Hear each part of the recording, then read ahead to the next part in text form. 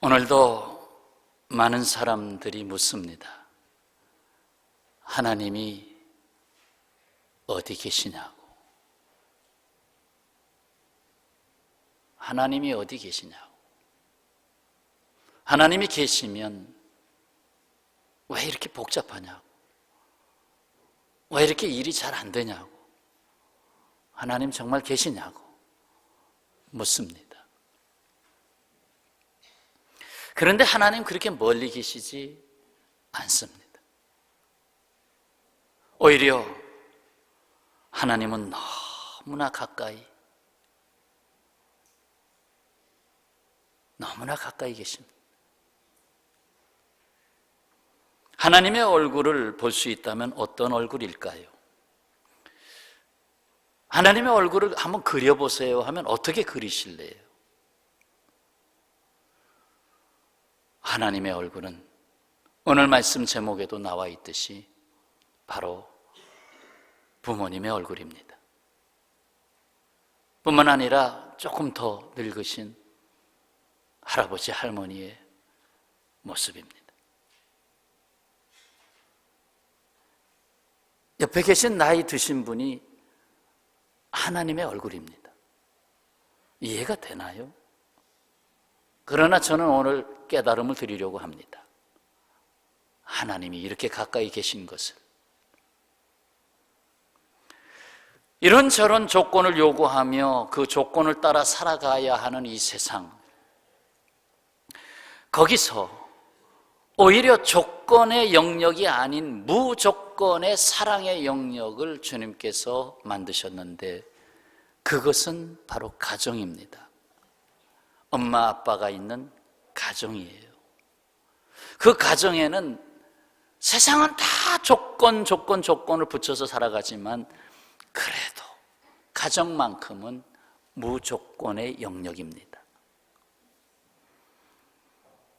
거기에는 무조건의 사랑을 반영하라고 허락해 주신 선물 부모님이 계시기 때문입니다. 전제합니다. 부모님은 무조건 사랑을 해야 합니다. 다만 이 세상이 많이 악하여지다 보니까 조금씩 금이 갔을 뿐이에요. 그래도 부모님은 자식에 대해서만큼은 무조건 사랑을 합니다. 오늘 말씀을 가장 쉽게 이해하도록 도움을 주는 비유는 누가복음 15장에 나와 있는 돌아온 탕자의 비유입니다. 잘 아시잖아요. 아버지가 재산을 나눠줘야 돼요. 두 아들이니까 큰 아들은 항상 2배를 줘야 돼요. 작은 아들보다. 그러니까 셋으로 나눠서 재산을 큰 아들에게는 2몫을, 작은 아들에게는 1몫을 주게 돼 있어요. 그때 당시 법이. 그래서 둘째 아들이 3분의 1의 재산을 미리 가지고 나갔어요. 나가서 다 허랑방탕하고 다 써버렸어요. 그리고 돌아왔어요. 아버지 집이 그리워서 돌아왔어요. 그런데 집에는 큰 아들이 있었어요. 큰 아들은 작은 아들이 돌아오는 것을 좋아하지 않았어요.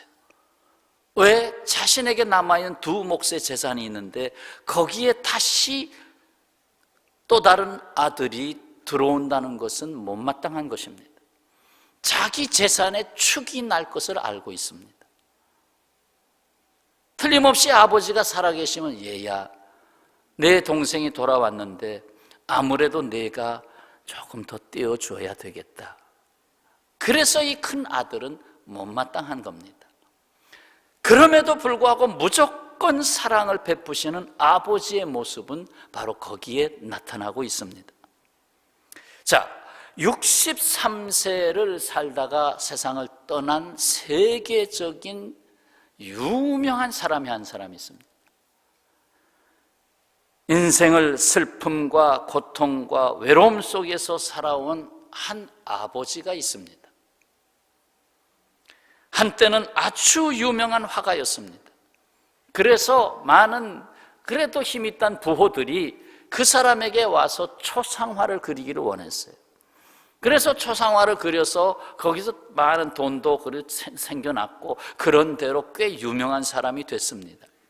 그러나 그의 인생이 내리막길로 내려가기 시작했어요. 어떻게 내려갔느냐? 먼저 젊은 아들이 세상을 떠났습니다. 이어서 큰 딸이 세상을 떠났습니다. 이어서 작은 딸이 세상을 떠났습니다. 이번에는 아내가 숨을 거두었습니다. 그와 함께 이제 그래도 같이 살던 아내가 세상을 떠나고 살던 여성은 정신병원에 갇혔습니다. 다시 결혼했지만 두 번째 아내 역시 먼저 떠났습니다. 재물과 명성 모든 것이 떠나고 인생에 계속 죽음만 경험했습니다. 세상과 작별할 날이 멀지 않았을 때 아들 티투스마저 세상을 떠났습니다. 어떻게 보면 욥의 집안과 같습니다. 누구일까요? 이 사람은 세계사에 그 명성을 남긴 17세기 네덜란드 화가 렘브란트입니다. 렘브란트. 그가 이러한 생애의 상처를 겪으면서 분노, 원한에 찬 삶을 산다 한들 탓할 사람이 없어요. 그래, 당신은 그럴 만하다. 그런데 놀랍게도 그는 비로소 사랑의 아버지 하나님의 얼굴을 보게 됐습니다. 아버지의 얼굴. 어디서 봤냐? 누가복음 15장에서 봤습니다. 탕자를 품에 안으신 아버지의 얼굴에서 봤습니다. 오히려 수없이 죽음을 맛본 후에야 그려낼 수 있었던 세계적인 명작이 나왔는데 바로 탕자의 귀향입니다. 또 다른 말로는 돌아온 아들. 사진을 보시겠습니다.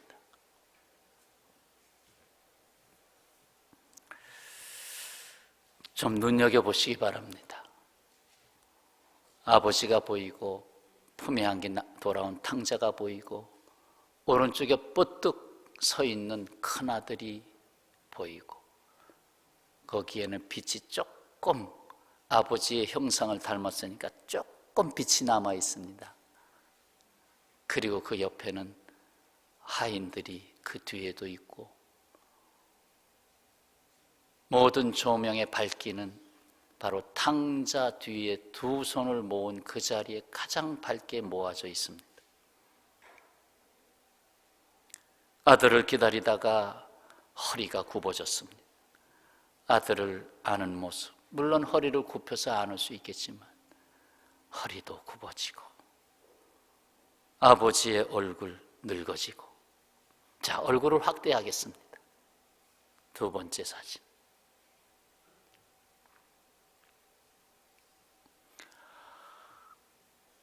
저것이 하나님 아버지 얼굴입니다.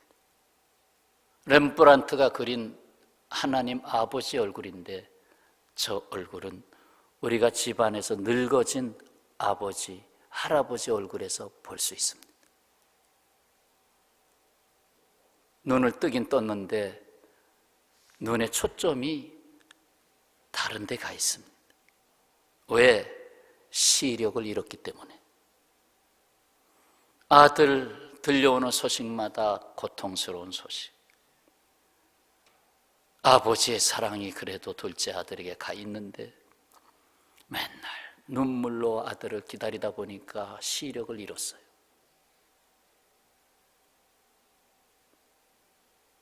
마지막 희미하게 남아있는 빛으로 아들을 보는데 초점을 못 맞춰요.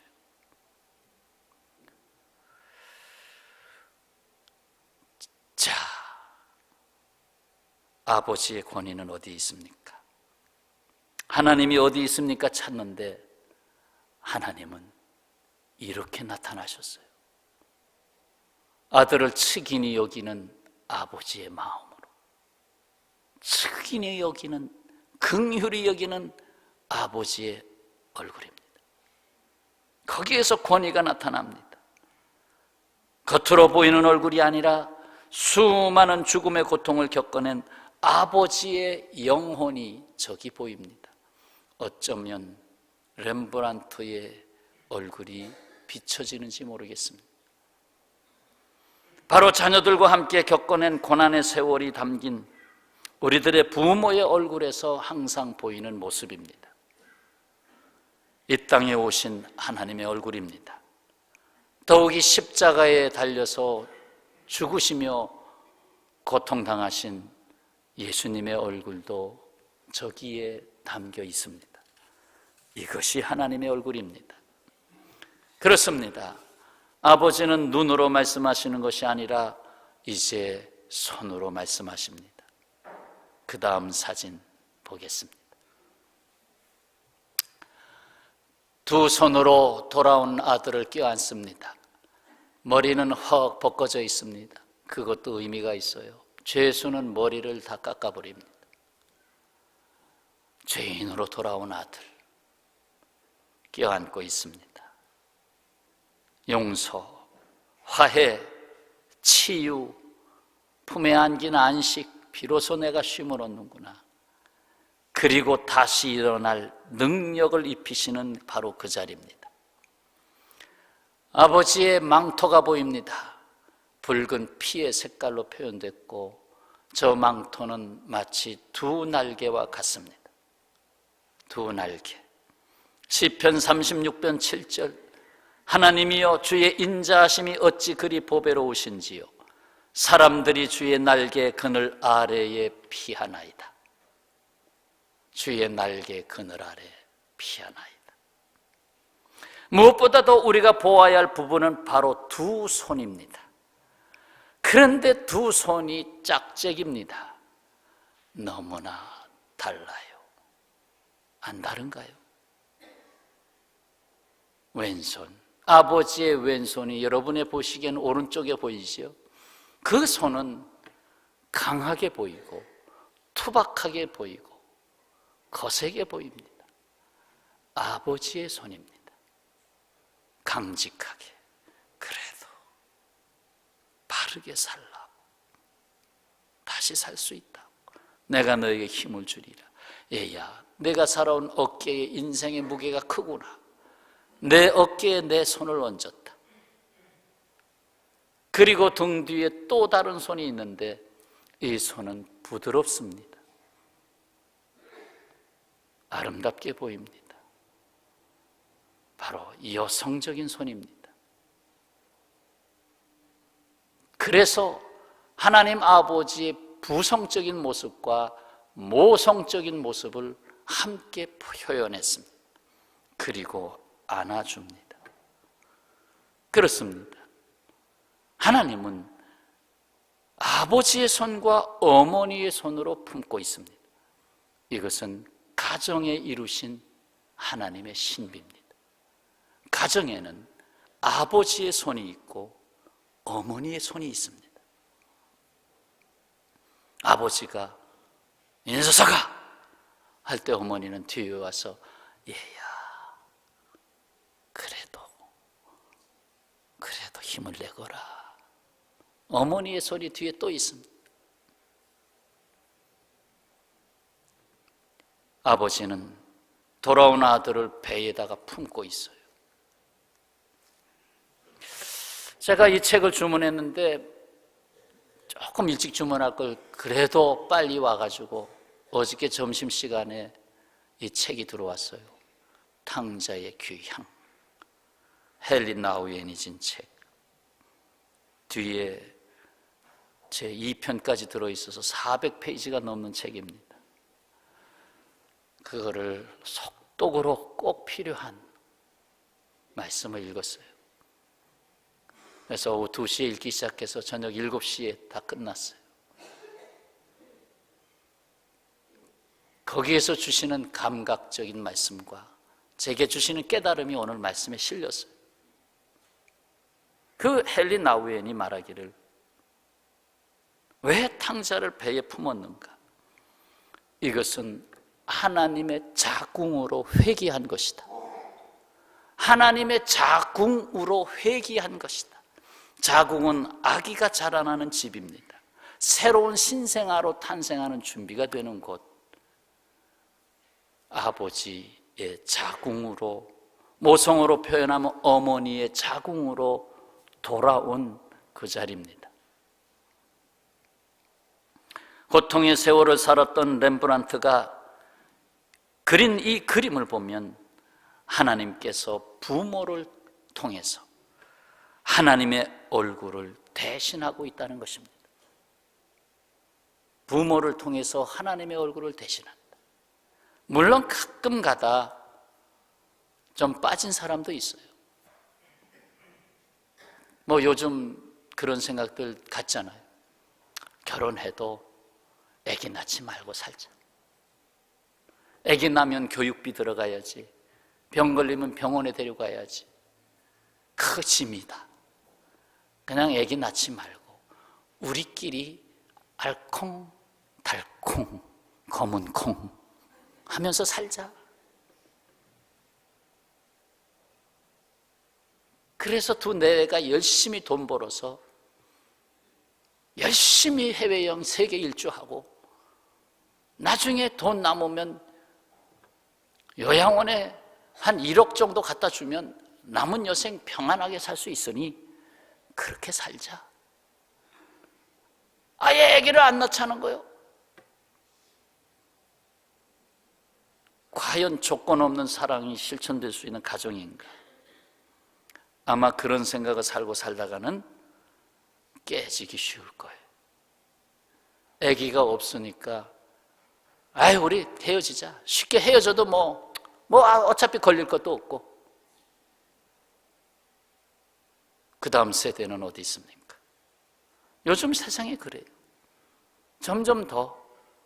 그것은 예수님 오실 때가 가까워져서 그래요. 그러나 하나님이 지으신 가정은 그렇지 않습니다. 하나님의 얼굴을 대신할 수 있는 가정을 주셨어요. 그 핵심의 그림에는 죄인이었던 아들을 아무 조건 없이 품으시는 아버지의 사랑이 거기 있어요. 가정은 하나님의 자궁 아니에요. 그래서 이사야서 49장 15절 여인이 어찌 그 젖먹는 자식을 잊겠으며 자기 태에서 난 아들을 긍휼히 여기지 않겠느냐. 그들은 혹시 잊을지라도 나는 너를 잊지 아니할 것이라. 내가 너를 내 손바닥에 새겼고 너의 성벽이 항상 내 앞에 있다. 그리고 이사야 40장 11절에는 그는 목자같이 양떼를 먹이시며 어린 양을 그 팔로 모아 품에 안으시며 젖먹이는 암컷들을 온순히 인도하시는 도다. 그렇습니다. 아버지의 손, 어머니의 손, 그리고 더 늙으신 할아버지, 할머니의 손, 여기에 하나님의 얼굴이 있어요. 오늘 말씀 어떻게 들으실는지, 하나님의 얼굴이 어디 있는지 이제는 방황하지 마세요. 그런데 이 그림에서 등장하는 이 집에 머물고 일했던 큰 아들이 아까 오른쪽에 있지 않았습니까? 렘브란트는 이것도 놓치질 않았어요. 큰 아들의 두 손을 보겠습니다. 큰 아들의 두 손. 아버지처럼 똑같이 붉은색 망토를 입고 있고 아버지와 비슷한 형상을 가졌어요. 그런데 두 사람이 그 안에 있어요. 하나는 밝은 손, 빛나는 손, 보다 더 자애스러운 손. 그러나 또 다른 손은 어두운 손, 억센 손. 그 어둠의 손이 밝은 손을 지배했습니다. 밝은 손을 붙잡아 버렸어요. 그리고 그 안에는 칼을 품고 있습니다. 물론 칼에 대한 해석을 좀 내려야 되겠습니다만, 칼은 내가 이 집안에 그래도 장자야, 큰 칼이에요. 바닥까지 내려갈 수 있는 칼. 돌아온 탕자에게는 요만한 칼이 있었어요. 둘째 아들은 칼이 짧았어요. 그래도 다 탕진했지만 칼만은 버리질 않았어요. 탕자가 그래도 하나님이 인쳐주신 너는 내 아들이다 하면서 아버지 집으로 돌아와야 했기 때문에 그 칼을 옆구리에 차고 있어요. 아까 무릎 꿇고 있는 모습 보시면 옆구리에 칼이 있어요. 그 탕자가 차고 있는 칼은 저는 아버지 아들입니다 하는 칼이지만, 이 큰아들이 차고 있는 이 칼은 교만의 칼이에요. 이기적인 칼이에요. 좀 달라요. 그래서 이 집안에는 진짜 탕자가 누군가 다시 생각하게 됩니다. 왜 두 손이 색깔이 다르게 됐어요? 하나는 그래도 동생이라고 돌아왔는데 아휴 저 불쌍한 인생 하면서 그래도 불쌍히 여기는 마음이 조금 있어요.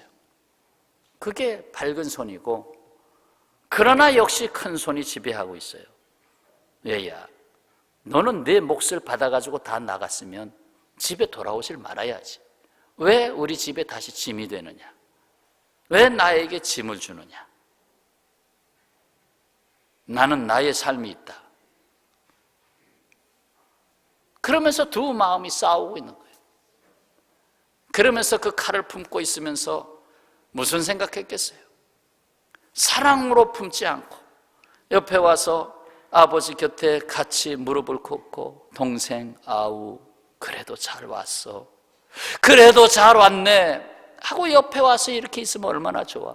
딱 못마땅 눈으로 내리 꽂으면서 민호마 왜 왔냐? 나는 잔치 자리에서 내가 너에게 한 번도 웃음을 주지 않으리라. 아버지는 잔치를 벌이지만 나는 안 그래. 그 표정이거든. 결국 남은 세월을 어떻게 살 겁니까?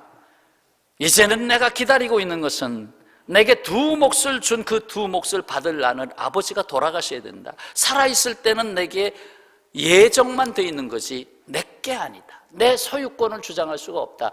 아버지가 돌아가셔야 내 소유가 되니 내가 기다리고 있는 날은 아버지가 돌아가실 날.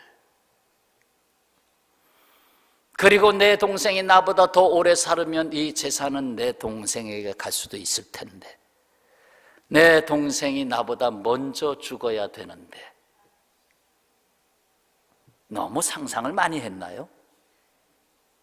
그러나 이 세상이 그렇습니다. 이 세상이 그렇습니다. 오히려 내가 죄인이옵니다 하면 나을 걸, 이건 내가 다 이룬 거야, 아버지 밑에서 살면서 내가 재산을 늘린 거야, 내 거란 말이야 하는 세상. 여기서 오직 가정을 지키시는 분은 아버지. 아들아 잘 왔다.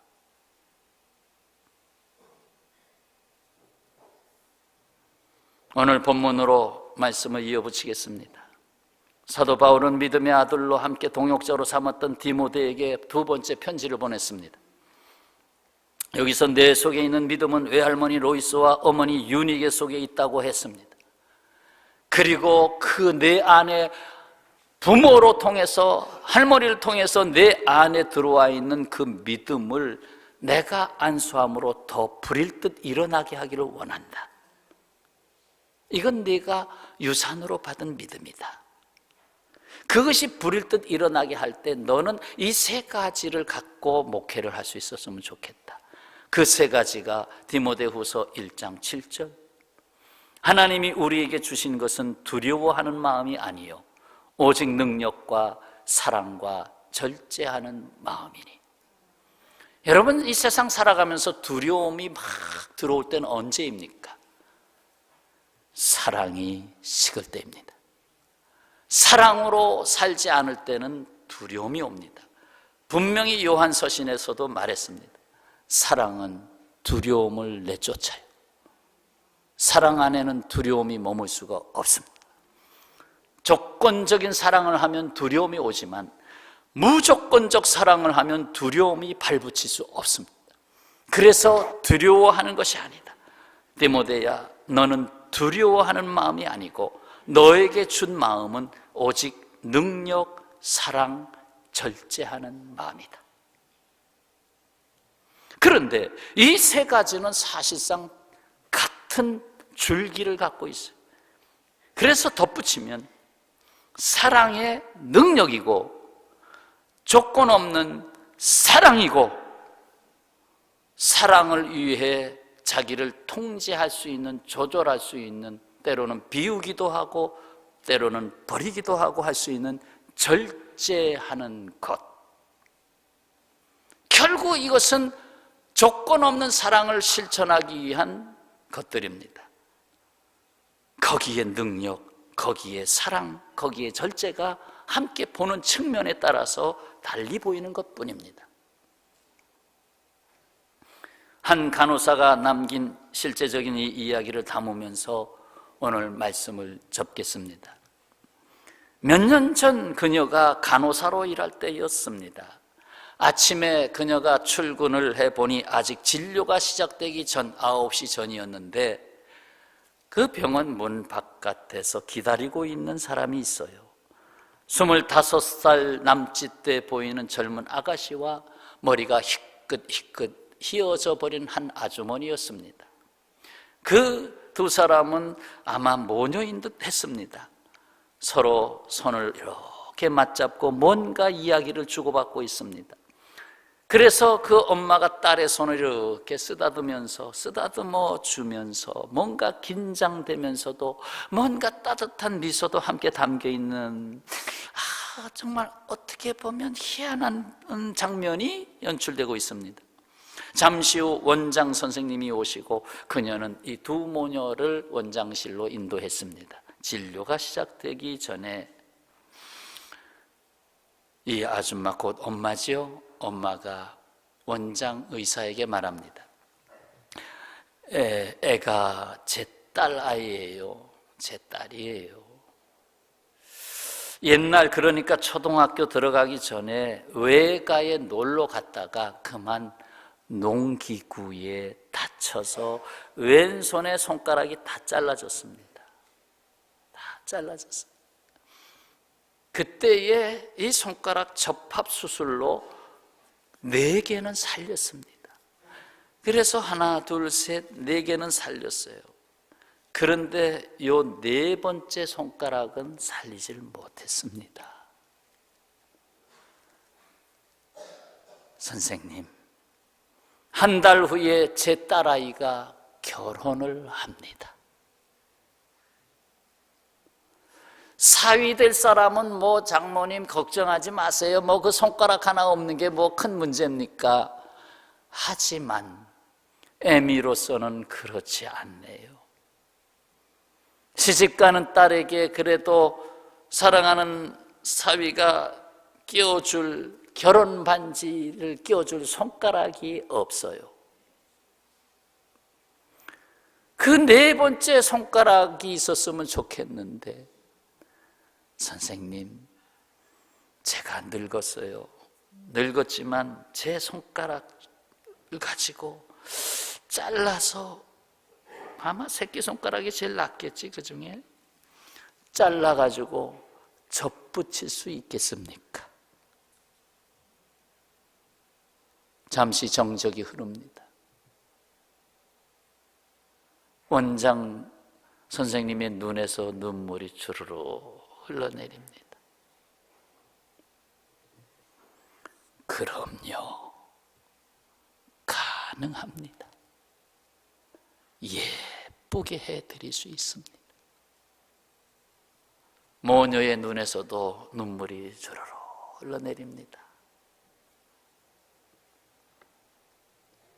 여러분, 하나님은 어디 계신가요? 왜 손가락이 잘라질 때 하나님 안 계셨나요? 거기에 머무시겠습니까? 아니면 나중에 어머니가 자기 손가락 잘라서 붙이겠다고 온 그 자리에 계신 하나님을 보시겠습니까? 이 세상 우여곡절이 많아요. 슬픔도 많고 고통도 많고 실패도 많고, 그때마다 하나님은 어머니, 아버지, 할아버지, 할머니 그 삶 속에 함께 하셨어요.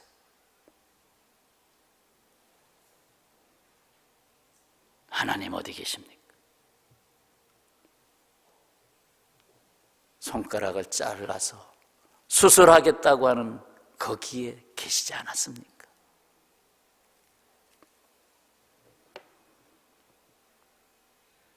각 가정에 하나님이 몸으로 함께 하실 수 없어서 보내주신 분들이 부모님입니다.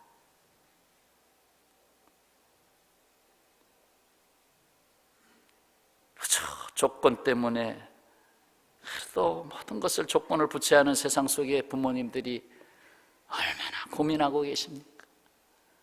그래도 조건 없는 사랑으로 자녀들 양육하시고, 부모님은 나이 들어서 쪼글쪼글해진 두 손으로 자녀들이 살기 힘들 때 아버님, 어머님 잘 계셨어요 하고 찾아올 때 그 쪼글쪼글해진, 요즘이야 뭐 별로 그렇게 쪼글쪼글해지지 않는 것 같아요. 쪼글쪼글해진 손으로 등을 두들겨주면서 얘야 많이 힘들지 기도해 주시고, 그게 하나님의 얼굴 아닙니까?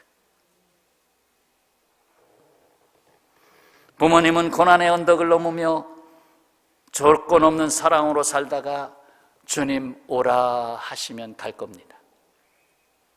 자녀들은 이 같은 부모님을 공경하고 순종하며 바로 거기에서 하나님의 얼굴을 볼 수 있어야 합니다.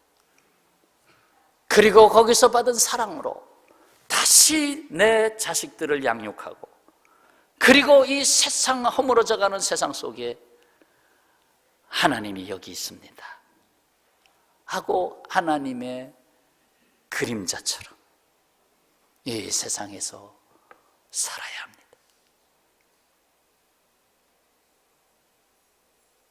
하나님 어디 계십니까? 기도하겠습니다.